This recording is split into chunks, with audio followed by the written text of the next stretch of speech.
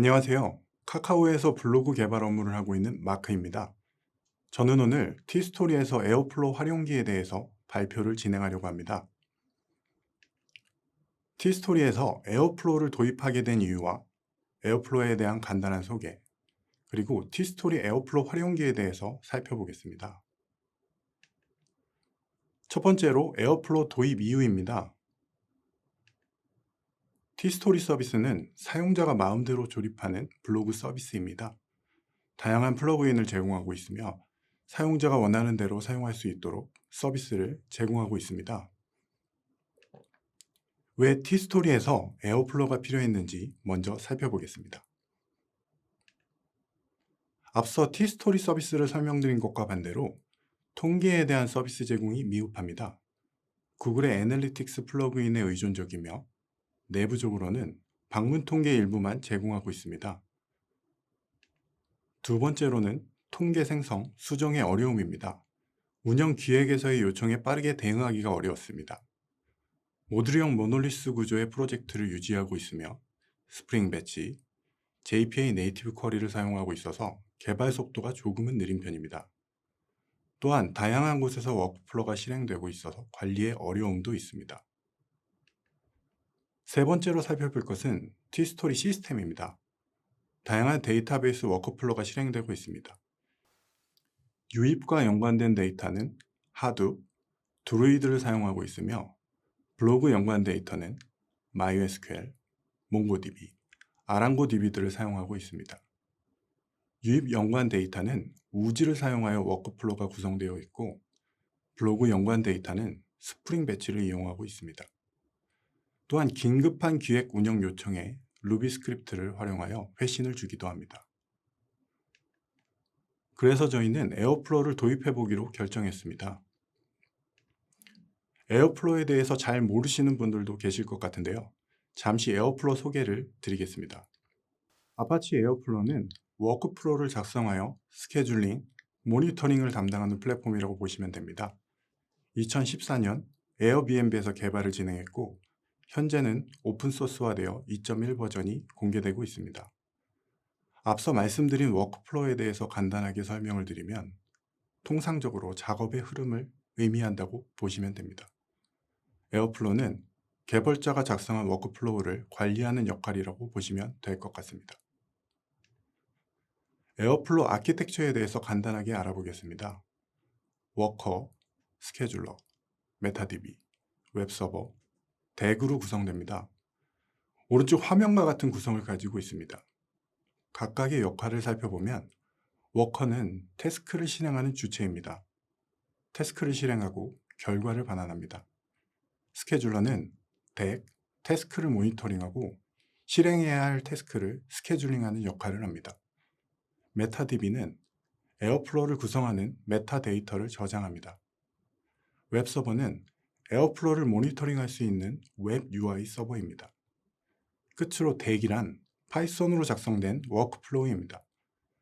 앞서 언급드린 덱, 태스크 등에 대해서는 아래에 다시 설명을 드리겠습니다. 앞서 설명드린 에어플로우를 실제 구동하실 때 보게 될 화면 몇 가지를 먼저 보여드리겠습니다. 첫 번째로 홈 화면입니다. 운영되고 있는 워크플로우 목록이 노출됩니다. 각각의 워크플로우의 스케줄 정보, 실행 상태, 마지막 실행 시간 등은 확인할 수 있습니다. 두 번째 화면은 워크플로우의 상세 정보 화면입니다. 실행과 관련된 연관과 순서를 확인할 수 있습니다. 각각의 태스크 실행 상태도 실시간으로 확인이 가능합니다. 또한 워크플로우의 실제 코드도 웹에서 확인이 가능하며 로그 화면을 통해서 실행된 로그 또한 확인이 가능합니다. 에어플로우 커넥션 메뉴입니다. 이곳에서 앞으로 사용하고 싶으신 커넥션 정보를 저장하고 확인할 수 있습니다. MySQL, 몽고DB, 슬랙 등 커넥션 정보 또는 토큰 같은 정보를 저장하시면 앞으로 작성하실 워크플로우에서 사용하실 수 있습니다. 엑스컴 메뉴 화면입니다. 엑스컴은 태스크 간의 통신을 하는 데 이용하시는 정보라고 보시면 됩니다. 태스크 간에 전달된 데이터를 웹에서 확인하실 수 있습니다. 엑스컴에 대해서도 밑에서 다시 설명을 드리겠습니다.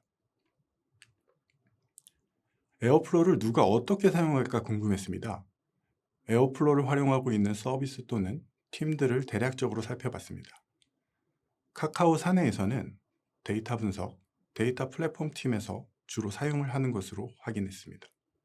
사회에서도 주로 데이터 플랫폼에서 많은 사용을 하는 것으로 확인했습니다.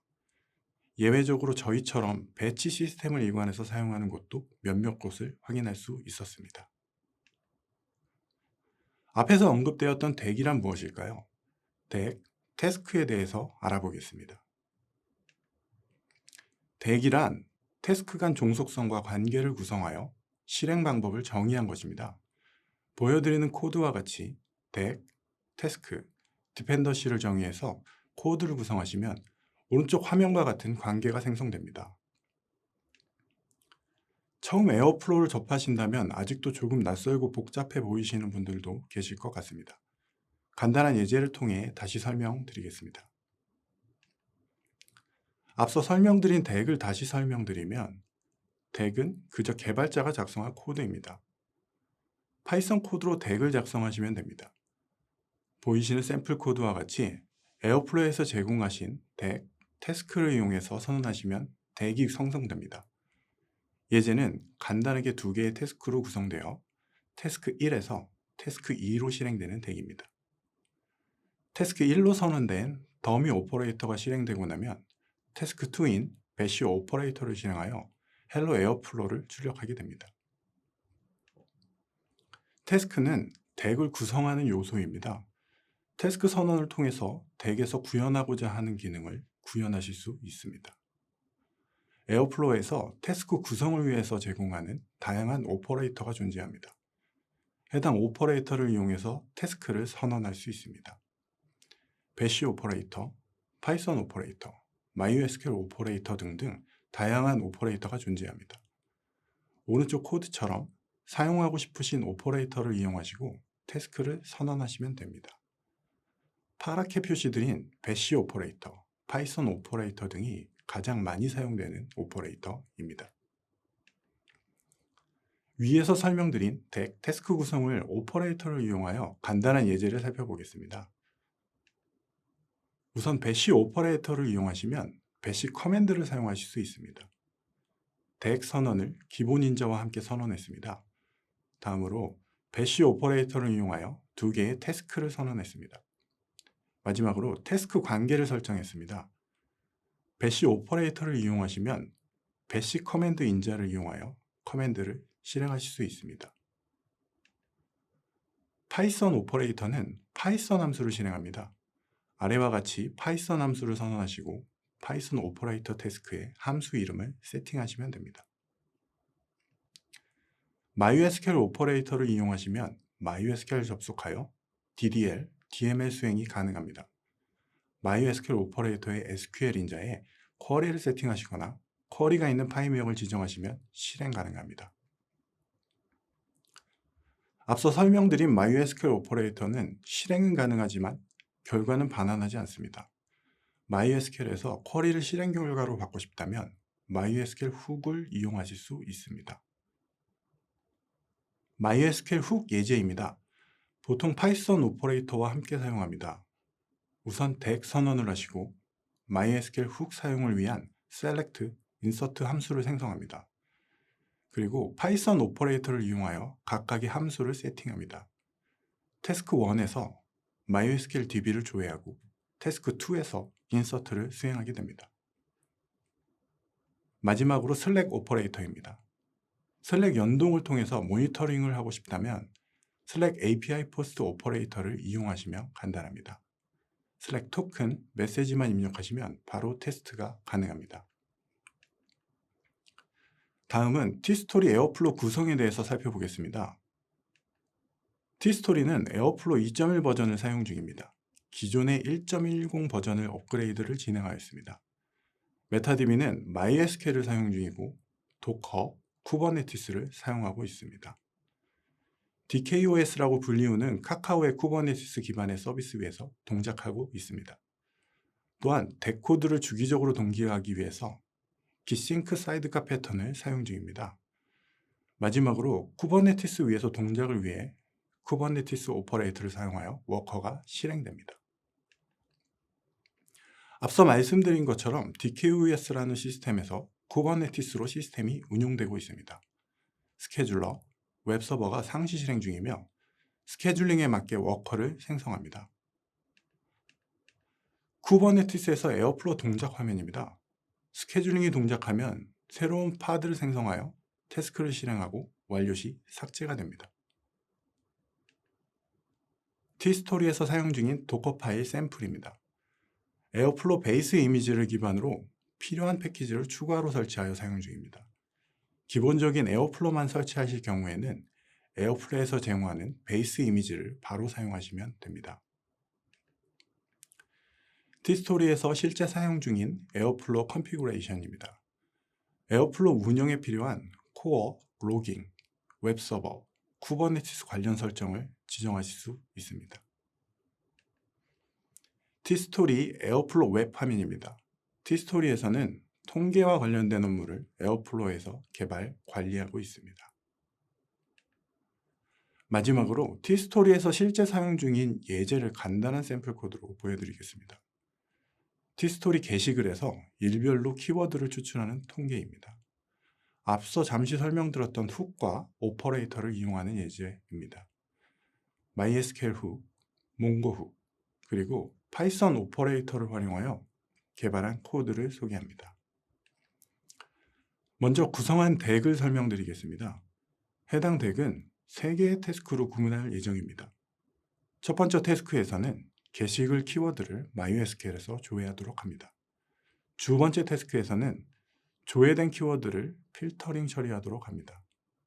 마지막으로 세 번째 태스크에서는 필터링된 데이터를 몽고DB에 저장합니다.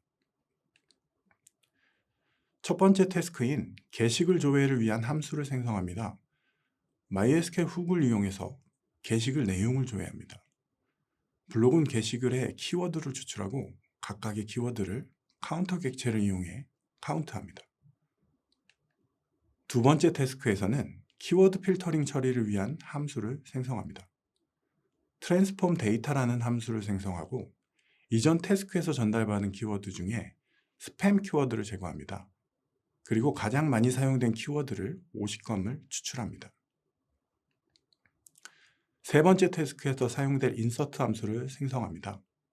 이전 태스크에서 필터링된 키워드를 받아서 몽고 훅을 이용해서 DB 저장합니다. 마지막으로 파이썬 오퍼레이터를 생성하여 각각의 태스크를 생성합니다. 앞에서 정의한 조회, 필터링, 입력, 함수를 각각의 태스크에 지정합니다. 마지막으로 태스크 순서를 지정합니다. 앞서 설명드린 예제의 전체 코드입니다. T1 태스크를 먼저 실행하여 게시글을 조회합니다. T2 태스크를 실행하고 T1에서 전달받은 키워드를 필터링합니다. 마지막으로 T3 태스크를 실행하고 몽고DB에 저장합니다. 예제를 실행한 결과 화면입니다. 그래프 뷰를 통해서 태스크의 순서 확인이 가능하고 각각의 태스크별 실행 결과와 성공 여부도 확인 가능합니다. 디테일 탭에서는 지금까지 실행한 이력도 확인이 가능합니다. 위에서 아주 간단한 덱 구성을 살펴보았습니다. 에어플로우를 처음 활용하시면 알고 있으면 좋을 만한 것들이 있습니다.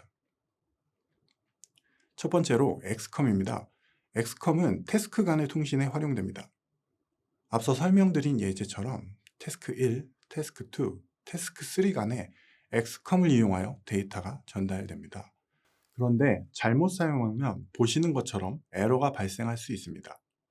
간단한 덱을 구성했지만 어쩌면 성공이, 어쩌면 실패가 발생할 수 있습니다. 앞의 예제에서 간단한 덱만으로도 에러를 만날 수 있으며 어쩌면 가장 처음으로 만나게 되실 오류 화면일 수도 있습니다. 그 이유는 엑스컴과 관련되어 있으며 제가 자바 개발에 익숙해서 발생한 문제입니다. 앞서 설명드린 예제 덱의 경우 스프링 배치와 비슷한 구조로 저는 설계를 하였습니다.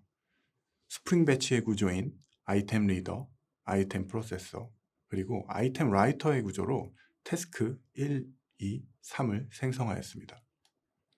그리고 각각의 태스크는 엑스컴을 이용하여 데이터를 전달받게 개발하였습니다. 엑스컴은 태스크 간 통신에 이용하지만 대용량의 로우 데이터를 전달하기에는 부적합합니다. 엑스컴 데이터는 실제로 메타DB에 저장되어 전달할 수 있는 그리고 저장할 수 있는 용량에 제한이 있습니다. 또한 민감한 정보라면 메타DB에서 저장이 되어 노출이 될 수도 있습니다. 때문에 엑스컴을 활용할 때는 간단한 메시지를 전달하거나 작은 용량의 딕셔너리를 전달할 때 사용하는 것이 좋습니다. 그러면 어떻게 처리하면 좋을까요? 가장 간단하게 처리를 변경하자면 셀렉트 태스크에서 조회한 모든 데이터를 다음 태스크에 넘기지 않고 해당 태스크에서 필터링하는 방법입니다. 엑스컴의 사이즈를 초과하지 않는 데이터를 넘기는 게 가장 쉬운 방법입니다. 두 번째는 태스크에서 조회한 데이터를 DB나 CSV 파일로 저장하여 다음 태스크에서 다시 조회하는 방법입니다. 필터링이 불가능하거나 조회되는 데이터가 많다면 다시 저장 후에 다음 태스크에서 불러오도록 해야 합니다. 파이썬의 판다스를 활용하여 CSV 파일로 편리하게 저장이 가능합니다. 마지막으로 구글 클라우드 스토리지를 사용하시면 MySQL to 구글 클라우드 스토리지 오퍼레이터를 사용하여 익스포트를 하시는 방법도 있습니다. 결론적으로 엑스컴을 잘 알고 써야 하며 태스크를 에어플로우에 맞게 설계하시면 좋습니다. 두 번째는 백필, 캐치업 사용하기입니다. 백필은 생성하신 덱을 과거부터 현재까지 모두 순차적으로 실행하는 편리한 기능입니다. 스타트 데이트 파라미터를 과거 일자로 지정하시면 과거부터 현재까지 순차적으로 덱이 실행됩니다. 만약 백필이 필요 없을 경우에는 캐치업을 파라미터로 펄스로 지정하시면 됩니다. 마지막으로 기존의 에어플로우를 사용하신 분들이 업그레이드를 하신다면 아래 변경점을 확인하시면 도움이 될 것 같습니다. 에어플로우 컨피그레이션의 일부 섹션이 변경되었습니다. 코어에 존재하던 로그 설정이 로깅으로 이동되었습니다. 또한 메타DB 테이블이 변경되었습니다. 에어플로우 업그레이드 DB 명령어를 통해서 업그레이드가 가능합니다. 마지막으로 제공되는 프로바이더 패키지도 변경되었으니 이 점을 확인해 보시면 좋을 것 같습니다. 지금까지 티스토리에서 에어플로우 활용기에 대해서 발표드렸습니다. 티스토리는 에어플로우를 활용하면서 워크플로우 시스템을 하나로 통합하게 되어 관리 포인트를 개선하게 되었습니다. 또한 이전 대비 개발 시간 또한 단축되고 웹 UI와 슬랙을 통해서 모니터링을 좀 더 쉽게 관리하게 되었습니다. 파이썬, 에어플로우 학습 비용이 필요하지만 비용 대비 활용의 장점이 더 컸습니다. 티스토리는 에어플로우를 도입하면서 생각했던 것보다 더 쉽게 도입 및 운영을 할 수 있었습니다. 아마도 에어플로우를 도입하기에 필요한 사전 지식이나 환경이 생각보다 많지 않았기 때문이라고 생각됩니다. 에어플로우를 도입하면서 많은 자료와 코드가 도입을 하는 데 도움이 되었습니다. 에어플로우 공식 사이트, 사내 위키, 깃허브를 주로 참조했습니다. 또한 웹을 통해서 검색된 많은 기술 블로그 및 발표 자료도 많은 도움이 되었습니다. 소개하지 못한 세부적인 설정, 그리고 설명들에 대해서는 아래의 링크를 통해서 확인하시면 많은 정보를 확인하실 수 있습니다. 이상으로 발표를 마치겠습니다. 감사합니다.